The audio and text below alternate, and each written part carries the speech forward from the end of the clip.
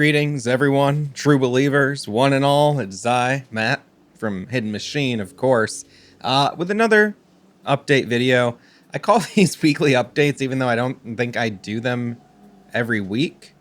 But it's just a nice way for me to kind of keep track of stuff. Wow, there's a weird bug on my ceiling. Ugh. I'm gonna hope that he just stays over there. I can't tell if it's a spider. It looks like a spider. I don't like to kill bugs. If anything, I ignore them or I put them in a little jar, with a piece of paper, and carry them outside. I go, sorry, find somewhere else to live. This looks like a little spider's trying to make a crazy web. He's dragging a line. Anyway.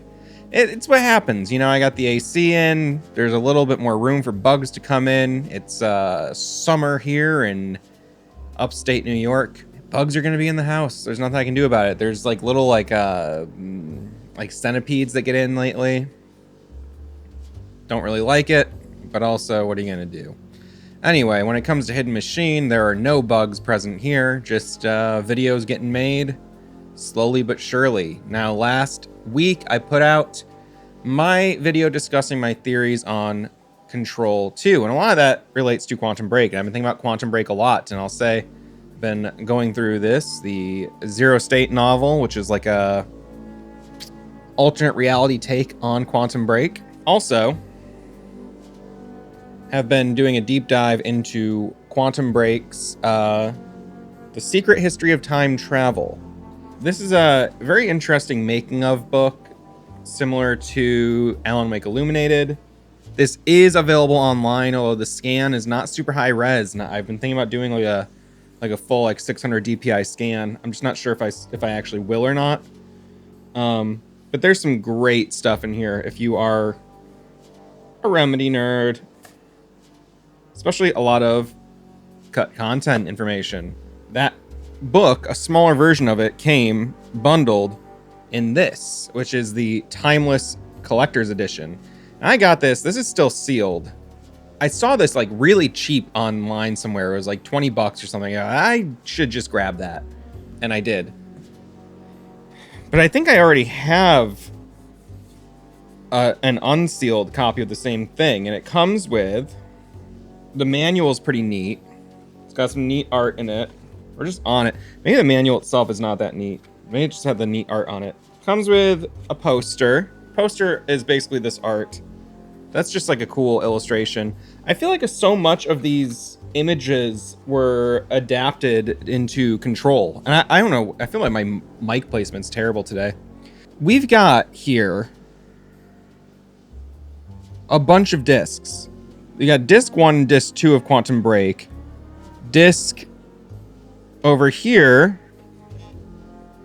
Oh god, how do these come out? Oh, they slide up. This is disc 4 of Quantum Break. And this is the soundtrack. There's a development history DVD as well. So the game comes on 5 discs. I have the game digital, so I haven't actually launched this from disc. And I don't have a disc drive on my PC anyway. This design confuses the hell out of me.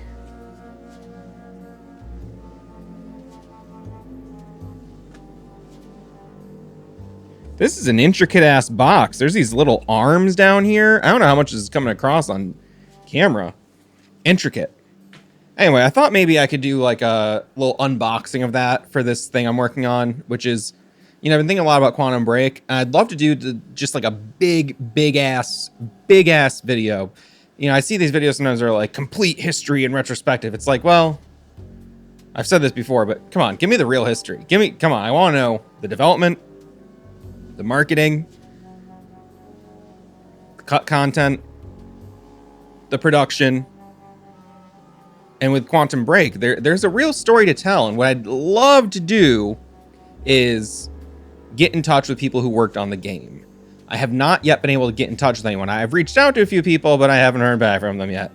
But I'm going to try a little bit harder. And honestly, like, you know, doing interviews for the channel, so much of it is just not making contact with anyone, or making contact and they never get back to you. it sucks, but also, you know, no one owes me anything and they're not getting paid, and, you know, life goes on. Not that getting paid is, you know, the most important thing ever, but this thing kind of rattles. It's not doing it anymore. I swear it was. Yeah, just thinking a lot about Quantum Break lately. It's not even my favorite Remedy game. You know, it's got its flaws, and we've discussed it at length on the main channel in a series of videos, but I don't know, something about, how do I put this? As a hardcore Remedy nerd, it's interesting to see a game that definitively does not exist in the crossover event of the Remedy Connected Universe. You know, like the lore of Quantum Break, although it's obviously like influencing how the story is being told in the current RCU stuff, it's not directly connected in the same way that, you know, Control and Alan Wake are connected. And so it's just, it's a more finite experience, and it feels like, oh, well, I can have a more full understanding of it as a story and as a universe, because it's not this ever expanding thing like the other games are. So, and also it's so fascinating to me that they were trying to do so many things that had to get cut from the game. I'd love to find more early preview footage and more early test builds and things, and see, like, you know, what were they trying to do, because Remedy is so ambitious. And it's crazy what they were able to pull off with Alan Wake 2, especially in terms of the live action stuff, like blending that in, and just the overall, just how they've pushed the envelope on a technical level through Northlight and through their previous engines. It's really wild, like how much they can do and how much they aim for. And I think that the story of Quantum Break, how it came to be what it is, but also what it could have been, is so fascinating to me as someone who, you know, one, I love the studio, but two, I love hearing about game history and how games are made. It's something I never really tire of. So that's something that I'm casually plugging away at. I don't know when that will be done. It could be 2 years from now. I don't know. Code Steam Surdus Stream Code. Oh, Steam Code. I'm looking at, I think, the French language on here. Yeah, French Canadian. Little Canadian flag there. There's a Steam code on the disc. So, hey, maybe, since I'll never launch these, if you don't own Quantum Break on Steam, I can give you the Steam key if you ask nicely. But you have to play the game and you have to report back to me with screenshots. Anyway, so I put out that video about my Alan Wake 2, Control 2 theories, you know, talking about how the bridge is being gapped between those games and pulling back from Quantum Break and setting this thing up that I think they're going to continue to Control 2, that we saw the seeds of in Alan Wake 2, and we saw an early pre-echo of in Quantum Break. And this weekend, we'll get our first real glimpse at Night Springs. And will they shadow drop the DLC that day? A lot of people think they will, and it seems to make sense that they could. It would make sense that they could, because it was being play tested a few months ago.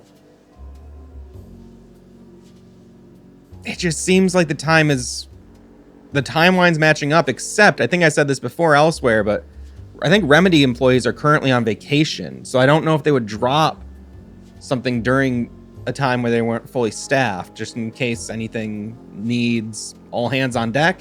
But I don't know, dropping a DLC for a game you've already released feels... It seems to me like it'd be slightly less stressful than you know, launch day for a full release. But I'm sure it's intense, and also it's not just like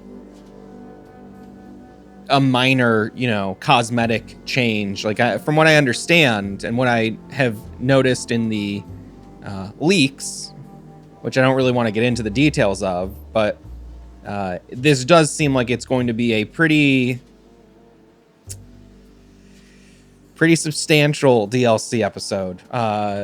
Very, very excited to get into it as soon as I possibly can. I would love to talk more about it, but it's gonna have to wait until it actually comes out because I can't say anything. And if you say anything down below, I might even delete the comments. I don't like to delete comments, but I don't want to spoil this for people. What's gonna be coming in this DLC? However, if you already know, pretty cool, right? Pretty wild. So we'll see how it actually gets executed. So many ways it could go. I don't know. Very fascinating. I'm thinking more in my head than I can say aloud. In other Hidden Machine news, Jordan and I will be streaming that event together, live in person here from the Blue Room. We will be streaming the Summer Game Fest, taking a look at stuff. It's a 2-hour-long event. It goes live at 5 p.m. Eastern Standard Time. So do the math, and maybe we'll see you there. We'll be streaming on the main channel. And I am working on a few projects right now. Not sure what the next video will be. I keep like saying I'm not going to work on new video ideas, and then I just start making one anyway. And I have more unfinished videos than finished at this point, and it's a little frustrating, but also we are having steady output that I think is quality. And it's funny, someone recently unsubscribed from our Patreon, and no shade, no one owes us anything, but there's a little exit survey, and they said, oh, Hidden Machine was not as active as I thought they would be. And that's one of the pre-selected or pre-written choices you can select, from a list of reasons like why you decided to unsubscribe from this creator on Patreon. And it's like, not as active. I mean, damn, like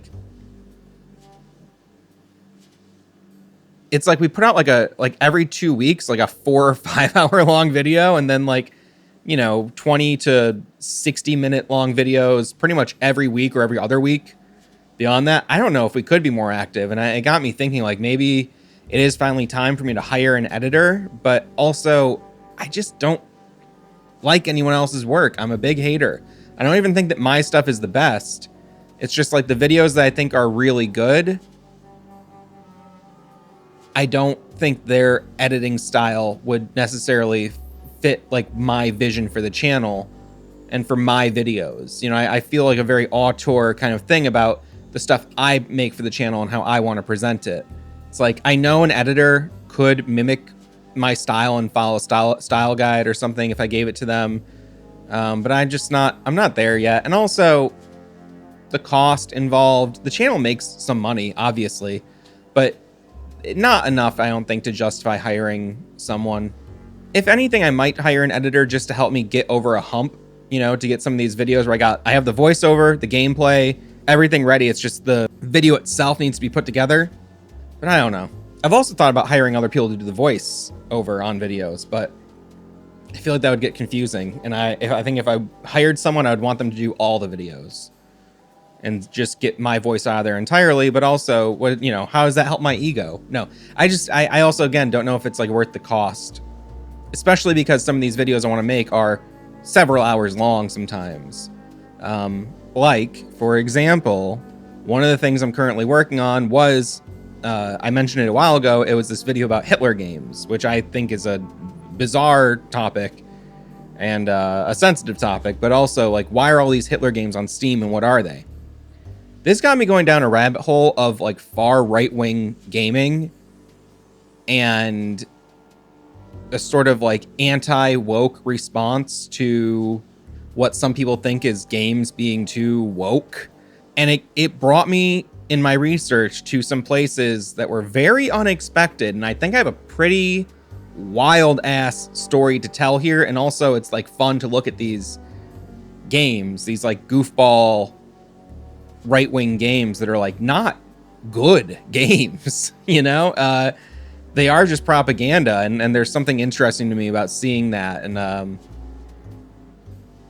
I don't know how to put it. It's a taboo topic. I get it, and I don't want to like treat it insensitively, and I don't think I do in the script. But the video was almost done, and then I like uncovered all this stuff. I was like, whoa! I could do 2 different videos, but also I found this weird through line between these like kind of like jokey Hitler games and then games that I think are actually are actually far right-wing propaganda. Whereas I think like the Hitler stuff, you go, oh, it's a Nazi game. Of course, like it's either going to be like Wolfenstein, or it's like a shit post, or it's hate speech.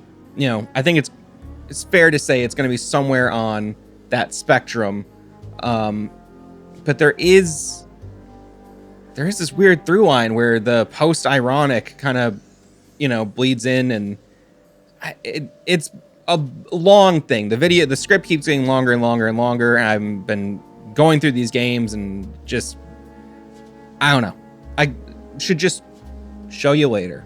So that's a thing that's happening.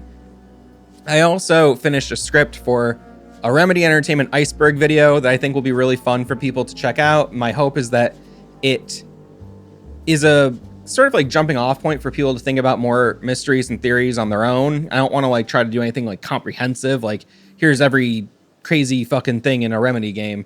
But it's more just like, one, it's very intentionally, it's supposed to be funny. It's humorous. But also I think it does show sometimes like how deep some of this stuff is, and how deep they might bury certain little Easter eggs and secrets and things, and also like how far the fans will take it with their own theories concerning all that stuff. So that I'm actually probably after recording this, I'm gonna do some more editing on another video and do a little more work on that. I got the script done. I made the graphic. I just gotta do the voiceover and start putting the clips together. So that might be the next thing I put out, just because it's the least amount of work that needs to be done. Because it's not a video that's going to require like a lot of on-camera stuff, or a lot of, I don't need to capture a lot of footage. I can pretty much use all the stock footage I already have. I have playthroughs of all the games, and except for Alan Wake 2, I don't have any footage of that game anymore. I deleted my footage because it wasn't good. I had frame rate issues and graphical issues. I really need someone to look at my rig and tell me what my ideal settings are to get the game looking as good as it can. Because I think with like a 4070 and the PC I have, I should be able to run it pretty good. I don't mind making certain compromises, but I'd like to know how to get the best image I can out of it. And modern, super modern games with all their little like nuanced settings, I don't know what most of that shit means. It goes over my head entirely. So maybe I'll reach out on the forums. Whatever forums, I don't know. Whatever forums, I don't know. Reddit, is that a forum? I guess. I also have been working on another thing that I'm forgetting off the top of my head. But I'm working on it. I'm working on so many different projects for Hidden Machine. I'm juggling all this stuff, and it's not stressful at all. I really have a lot of fun. I would just hope that people who are into the channel can appreciate the sort of like grab bag style content where you don't really know like exactly what it'll be, but it's all coming from a similar place, a love of video games. So hopefully, you know, people connect with that. And I think obviously if the numbers have been going up and people are watching, they like something about it. You know, maybe they don't like the eclectic nature of the channel, but also if they don't, go somewhere else. Do it. No. If they don't, you know, hopefully they like the videos they like. I did go to a record fair the other day. I'll show you some of my finds. I got this Towering Dub Inferno. Towering Dub Inferno. So this has tracks from Lee Scratch Perry, The Dub Syndicate, Scientist, Ross Michael, Prince Farai, Roots Radix, Dub Syndicate. It's got a bunch of stuff. This was a, I think early 90s. Yeah, 1990 compilation of, you know, just dub reggae recordings. This cover art is so sick. It, you know, Towering Dub Inferno. It looks like a giant skyscraper's burning, but it's actually a boombox. I think that's really sick. And it's pretty good. If you like dub reggae, you know, there's something. I got this Tau Cross album because this is the band that formed after Amoebix broke up. I think it's pronounced Amoebix. I've actually never heard anyone say it out loud. But they're like they were formed in 1978. Kind of like a crusty punk band. A lot of their stuff is like early, like proto black metal almost. And then they got back together in the mid 2000s to put out a record called, I think, The Message. Something like that. Messenger. Doesn't matter what it is. Or this is Messengers or something, right? Messengers of Deception. And then later, some of the guys, namely the vocalist, started this band. I have come to find out, I didn't think this record was the record in question. This band broke up because the singer got into some very far right-wing conspiracy theories, some very hateful stuff, and the band broke up because of it. And he wound up re-recording this album with a different group of guys. Now, there's nothing inherently hateful on this album, at least from my reading of the lyrics and everything. And they've always been a band that has had politics that are very much in line with my own. They're a pretty far left band, like Amebix was, for a very long time, and I'm confused. What I almost get the impression is the singer is just old and watched some YouTube documentaries and was like, "Oh my God, they've been lying to us." I that's kind of the impression I get, and I don't know, hate to see it, but also it's just a fucking record I bought secondhand, and I like the music a lot, so excited to have that. But it does come with this kind of like, that sucks. I haven't listened to the other records they did since they reformed. Because I go, like, if your band broke up because they think you're a bigot, I don't know. I'm not going to rush to go check out your new records. No offense to any bigots out there. I'm not fucking knocking the door down to hear what you're making. I got Sheer Heart Attack by Queen. This is an older Queen album, but it's got some early, like, basically proto thrash metal on it. You may have heard like Metallica covers Stone Cold Crazy. I think Stone Cold Crazy is like one of the first like proto thrash metal songs. It's crazy how fast it is. It's got great ideas. This is a really fun Queen record. I used to own almost every Queen album. I sold them all. I don't know why. Every Elton John album, every Queen album, I sold them. Now, not every single one, but I had probably, 75% of the discography, main LPs, not singles and stuff. From both bands. And I'm like, what the fuck was I thinking? I think the only ones I kept was News of the World. Maybe one other one. So, anyway. Honky Tonk Heroes by Waylon Jennings. This is kind of the definitive outlaw country album. There's Billy Joe Schaefer on the front there. He was championed by one of my heroes, Norm Macdonald. And that's what got me into his lyrics, his songwriting. This is a great, people go, I like all music except for country. And they go, I'll do like some country. This is like the kind of country that people will like, even though they don't like country. That's I'm talking out my ass there a little bit, but this is a great record. If you're on the fence about country music, I would say give this a spin. See how it goes for you. Now, these records are all, this was like $25. I don't think I actually paid $25 for this. I think it was cheaper. And also, god damn it, why would you put the price tag on the cover? Oh, Lord, come on. You got the sleeve. Put it on the sleeve. I'm not like a, hardcore record nerd. I don't have like the anti-static sleeves. Wouldn't mind having some. I also don't like keep everything bagged either. It just goes on my record shelf because I like to listen to them. This, I didn't know this was a reprint. I thought this was an original pressing. Individual Thought Patterns by Death. One of my favorite bands, one of my favorite albums. I haven't even opened this up to look at this yet. If you don't know Death, they are a very eclectic metal band. Lots of different styles, great musicality. Eventually he started using a fretless bass. It has a crazy sound. I have a little photo of the band here. Chuck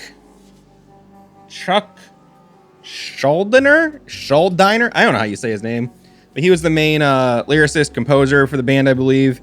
He passed away in 2001. Prolific artist. And hearing his vocal style and his music change throughout the years, he was so ahead of his time, I think, in so many ways, like musically, like trying stuff and doing things, then moving on to a new idea, and not like I guess ahead of his time isn't maybe the right phrase, but just always progressing and sometimes being ahead of the curve a little bit. And then by the time other people were catching up to where he was at, he's already on to the next one. You know what I'm trying to say? So, love this album. Let's see. It's not like on some stupid colored vinyl, is it? It is. It's gray. Colored vinyl usually doesn't sound as good as just regular black vinyl, and often it's very cheap. But we'll see. You know, certain records, they just sound so much better than digital. But when you're getting into represses and stuff this late, it's kind of a crapshoot. What's this? Oh, wow. This little lyric sheet. Cool. Lyrics sheet and a big collage. Love it. You can see they were on tour with Cannibal Corpse, Carcass, Tiamat? I don't know what that is. Damn. Wish I could have gotten to go see them. Death and Cannibal Corpse would have been a crazy show. Damn. I love it.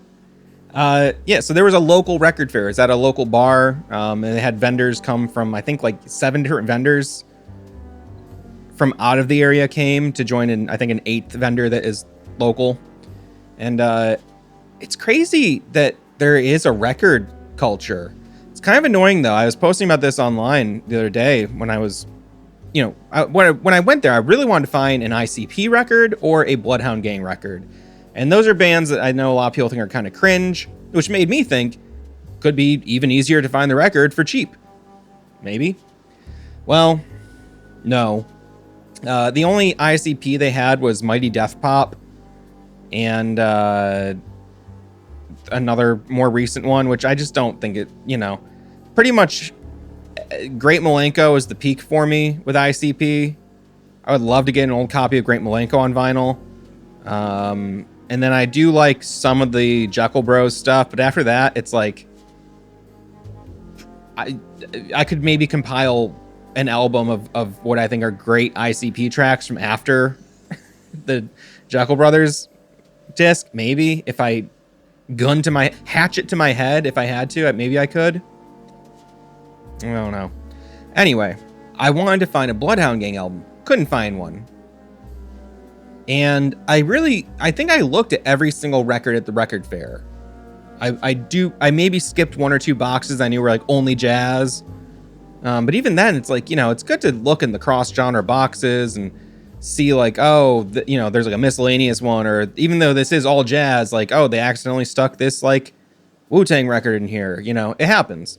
I almost spent $40 on an old pressing of the first Dead Kennedys album, but I don't really like that album that much. I love their second. I love all their albums after the first one. The first one, I think I just heard it so much as a kid, it kind of has become like background noise to me. But like the second record, the second full length, that one just always sounds urgent to me in a very particular way. Trust Your Mechanic, Bleed for Me. Love those songs. Halloween, I think, is on there. Great tunes.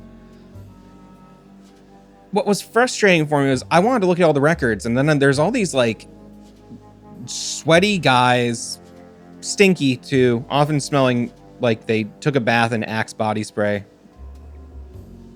Maybe stinky's not the right word, but overly fragrant men.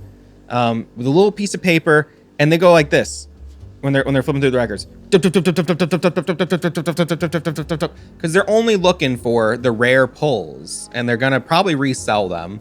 I see like, not a bad price on this. I got it for you know, X number of dollars over at this place. And it's like, shut the fuck up. No one cares about your, you know. I can't think of an example. I'm trying to think of like what was something. It was like Rush or something. It's like, okay. I mean, I used to own all the Rush albums as well. I don't understand what is happening because I used to never pay more than $5 for an LP. That's how I got into collecting vinyl and listening to records and also finding albums. Like, you know, I also have gotten rid of most of my VHS collection. I have a pretty large VHS collection still. But it's not like a retro thing. It's that a lot of this, like the most fun, obscure stuff has never been pressed onto another format. And unless someone goes out of their way to digitize it, seeing it on the old media is the only way to experience it. And often, you know, there's a lot of records I have that are vinyl only, were never pressed, and they're on YouTube, and they're terrible. They're never pressed to CD and were never, you know, distributed online. There's rips on YouTube of these records. They're terrible quality rips. And that's it. That's the only way a lot of people are going to experience those things. And, you know, same with VHS stuff. They're at the wrong aspect ratio. You know, everything's all stretched. It's frustrating. So anyway, you go out, just $10, come home with like 8 records easily. Try it. It's $1. It's 50 cents. It's $4. What's it matter? You know, try it out. If it sucks, it sucks. If not, hey, you might have a new favorite band. And that's a lot more fun to me, like going out, digging through stuff, finding a thing, going, whoa, what is this? Trying it out. A lot more fun than like having an algorithm suggest things to me. I just don't, like, you know, and also having the thing, looking at the art, often coming with like cool inserts and posters and things. It's like, wow, this is sick. I might hang this up. You know, it's like, I love streaming. I love digital only. Almost all my games are digital only. I get it, but also it's just like, that was just like a fun hobby experience for me that now whenever I go out, the records I used to spend $1 on are minimum 15, 20 bucks. Like I'm seeing like Billy Joel records in like okay condition for like $20. I have every Billy Joel album. I paid $1 for all of them. Dollar records are now like the mildewy, shredded paper covers, like bullshit, you know, sing along with Mitch is what's in the dollar bins these days for me. There's always been like vinyl collectors and like vinyl nerds, but like you used to be able to just go out and just like get cheap records and find cool stuff. And it was just a fun hobby. I think it's been a similar thing with retro gaming. Even the VHS stuff has blown up recently where I've seen tapes I used to get like for like $0.25 go for absurd amounts of money on eBay. And it just kind of like hostile and strange to like go to a record fair and then be around all these people who are like rabidly flipping through crates. You know, they're not even taking any information. They're just looking for one particular thing.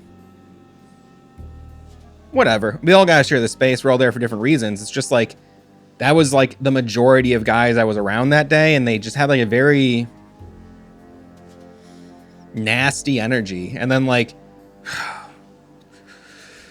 come on, you know, when I was like taking my time, like looking through the records, I could see people like getting pissed at me because they were like, I'm trying to go fast. It's like, well, bitch, I paid $5 entry to get in here an hour early bird special. Actually, a friend of mine wound up paying unexpectedly. We ran into him in line. But still, my entry ticket was paid for. I'd like to be able to just browse at my own pace. I wasn't being a tortoise man, you know? I was just... Okay. I'm there. It's like they're like fucking, you know, what's it called when you do like a deck of cards? You know? Weird. Anyway, that's kind of what's up right now. Gonna get back into some editing. Just wanted to make a quick little update, share where I'm at, share some of this bullshit I spent my hard-earned bucks on, and also talk about, man, I'm pumped on Quantum Break lately. I really am. The thing that I'm running into the most difficulty with, and you saw it a little bit in my last video if you watched it, trying to do a plot recap of Quantum Break is almost impossible. Because you can't tell it as a linear story. It's very hard to comprehend. And it's very hard to tell someone else that hasn't played it about it, because you have to go, oh, that event I saw in chapter 1 now has a different significance in chapter 6, which is like similar to how things are in Alan Wake 2, but I think that's a more cohesive narrative. Even though there's a lot of stuff that's kind of like left ambiguous or things that like are hard to interpret, it's not like that in Quantum Break. Quantum Break is so all over the place. And the fact there's multiple choices, there's not one canonical version of the events, makes it even more difficult to talk about. So I'm not sure how I'm going to discuss that part of the game, because I'd like to give like a full kind of exploration of the story and its themes and characters and some of the stuff in there, but I'm having a hard time finding a way to do it that doesn't just confuse the hell out of me as I try to write it. So we'll see if that can happen. If you got any suggestions, let me know down below. And I will also say I've been playing a lot of Sulaco this week, and it's really good. It was built on the Doom engine. It's a GZ Doom game, and it's just a really fun, like, fear-inspired shooter, but also very much taking inspiration from Half-Life, I'd say, with the exploration and level design. I'm pretty early on in it, but I'm really digging it. My belt is digging into my gut. I'm wearing pants that are 3 sizes too big for me. They are my size, but they, like, I got them used, and they're just, like, stretched out. So I have to wear this belt. I hate wearing a belt. Fuck the belt. Okay. Playing Sulaco.